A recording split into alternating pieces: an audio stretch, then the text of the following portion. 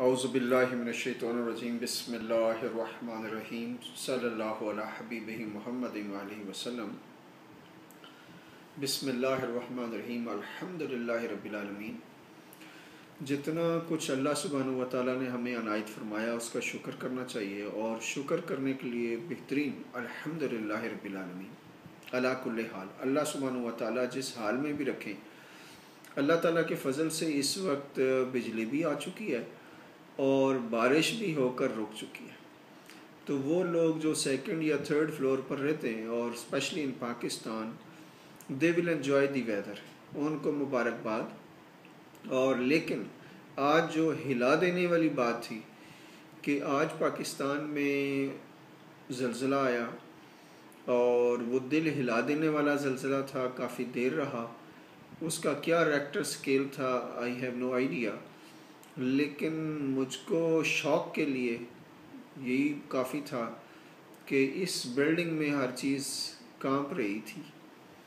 और यकीनन ये जो ज़मीन का कांपना है यानी ज़लज़लों का आना है, आफ़ात बलियात हैं और आंधी तूफ़ान है। जैसे अभी अमेरिका में तूफ़ान आया था तो 80 मील फ़ी घंटे की स्पीड से ये मॉनिटरिंग तो की जा सकती है कि किस स्पीड से तूफ़ान आ रहा है, या ये भी पेशन गोई की जा सकती है कि किस स्पीड से तूफ़ान आएगा और कब आएगा।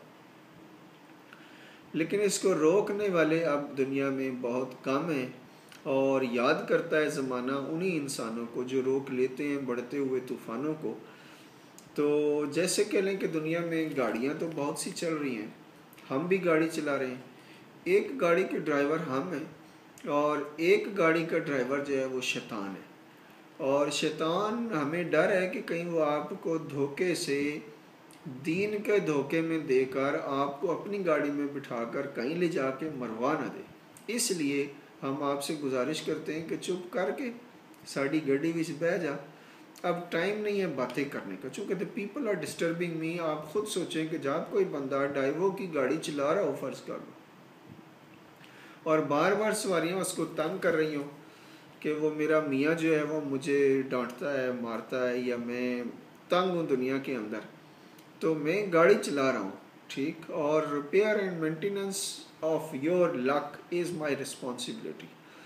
और ये जो ज़िम्मेदारी है, ज़ाहिर काम अल्लाह सुब्हानहु व तआला के फ़ज़ल व करम से होते हैं। ये मेरे कहने से या जैसे लोगों का रवैया बन गया है, बाज़ औक़ात जब हमारा मिजाज होता है कि जो हम चाहते हैं अल्लाह सुब्हानहु व तआला देन एंड देयर कर देते हैं, इसलिए उन लोगों का यकीन ज़्यादा बन जाता है। फिर वही ज़्यादा हर्ट भी होते हैं कि चूँकि उन्होंने हमारी जो कह लें एफिशिएंसी है वो देखी होती है कि नहीं इधर बात करो उधर काम हो जाता है, तो अब वो हर वक्त ये एक्सपेक्ट करते हैं। तो लेकिन उनको हमारी मसरूफ़ियत का अंदाज़ा नहीं, हमारे काम का अंदाज़ा नहीं कि हम, ज़ाहिर है एक बंदा तो है नहीं, 7 बिलियन पीपल एंड 56 बिलियन जिन्नात।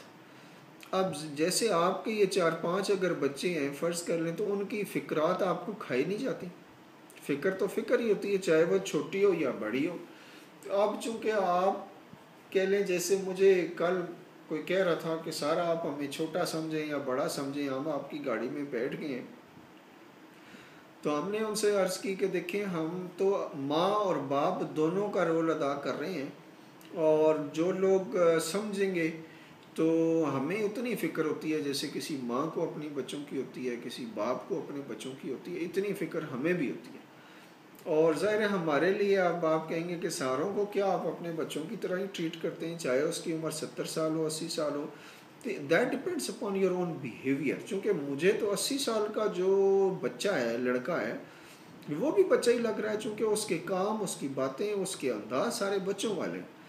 तो बच्चे भी, अब जो वक्त है वो ये कि हर बच्चा जो है वो इस तरह सोचा करे जिस तरह 40 साल का बंदा सोच रहा है या 80 साल का बंदा सोच रहा है। यानी एक मेच्योरिटी लेकर आएँ, अपने काम के अंदर रिस्पॉन्सिबिलिटी लेकर आएँ और कुछ क्वालिटी लेकर आएँ, कुछ दिखाएं दुनिया को।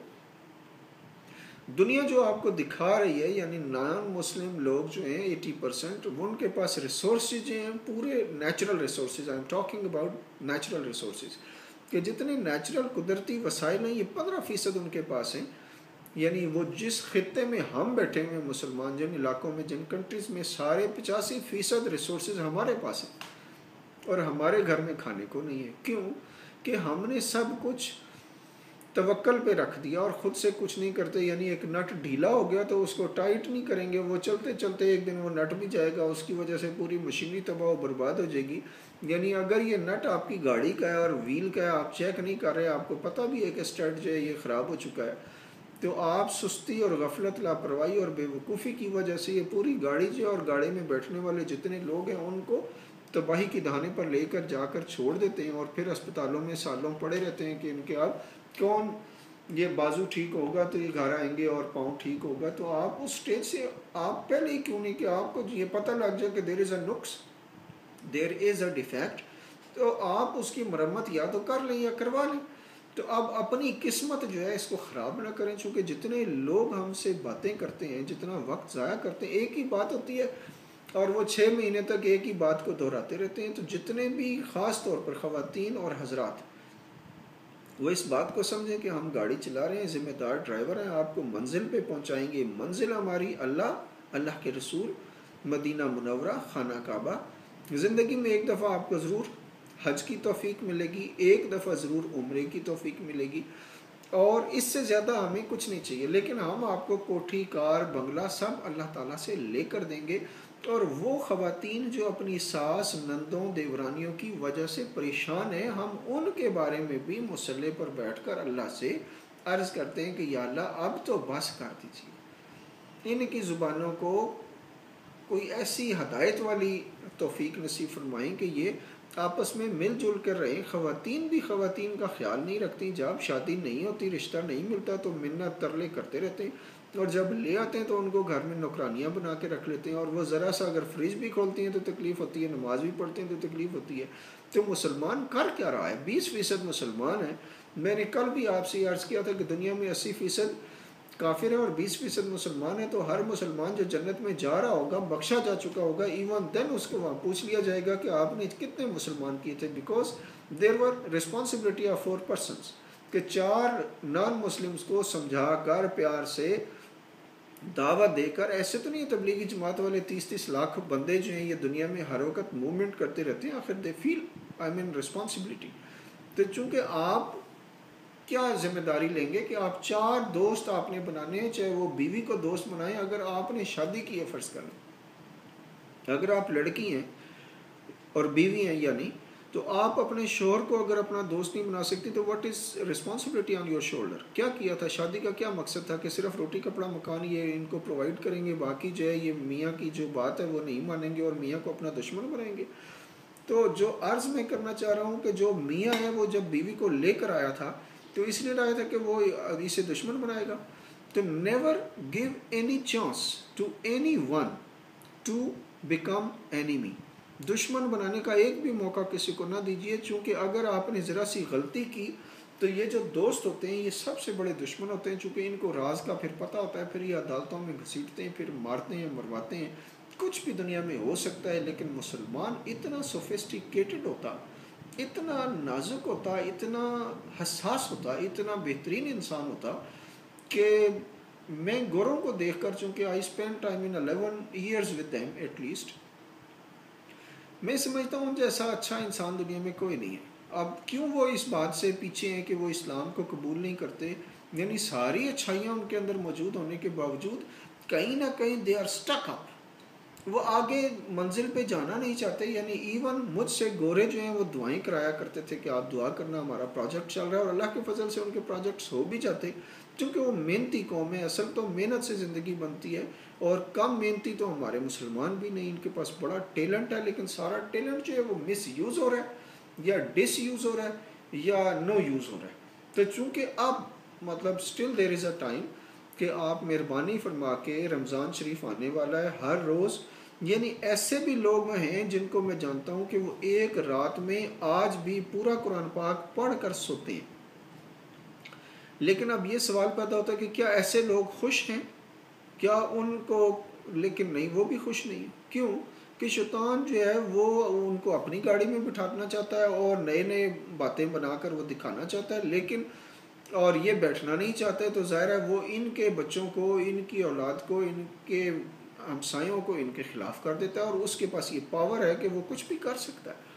तो आपको जब अपनी और अपनी हैसियत का अंदाज़ा नहीं, आपको खलीफातुल्लाह बनाया, अल्लाह ताला ने अपना नायब बनाया, आपके पास बड़े इख्तियारात होते हैं। जैसे किसी भी दफ्तर में कोई बड़ा अफसर होता है, उसको जहाँ इख्तियारात होते हैं वहाँ सहूलतें भी होती हैं। इसी तरह जो अल्लाह का बंदा होता है उसको बहुत सी सहूलतें होती हैं और बहुत सी एडवांस इंफॉर्मेशन भी होती है।